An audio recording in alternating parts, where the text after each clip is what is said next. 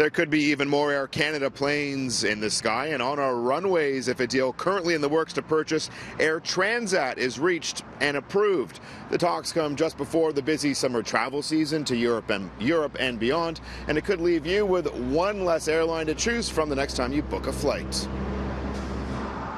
The wheels are already in motion, with Air Canada currently in exclusive negotiations to purchase its competitor Air Transat for roughly $520 million, and it's caught the attention of the federal government.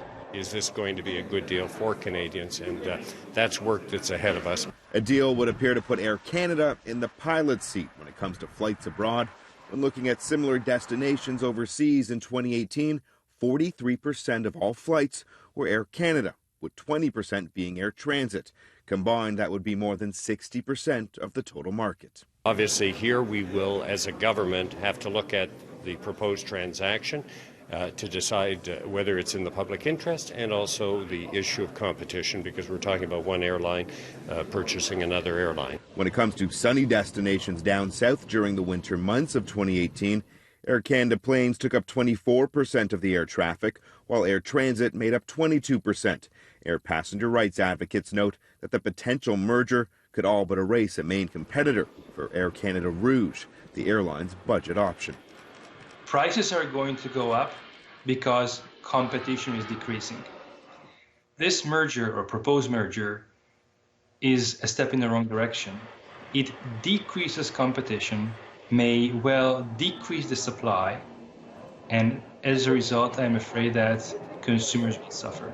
Air Canada's president issued a statement today that in part proclaims that this is a win for passengers, who will benefit from the merged company's enhanced ability to participate as a leader in the highly competitive leisure travel market globally, with Air Transit stating that this represents the best prospect for not only maintaining but growing over the long term the business and jobs that transit has been developing in Quebec and elsewhere for more than 30 years. It almost sounds like a threat to the government that if you don't approve this, there will be loss of jobs.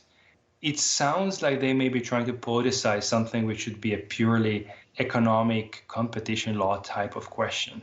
The potential deal comes on the heels of news this week that Air Canada's biggest rival, WestJet, has agreed to be bought by private equity firm Onyx in a tentative deal that values the Calgary-based airline at $5 billion.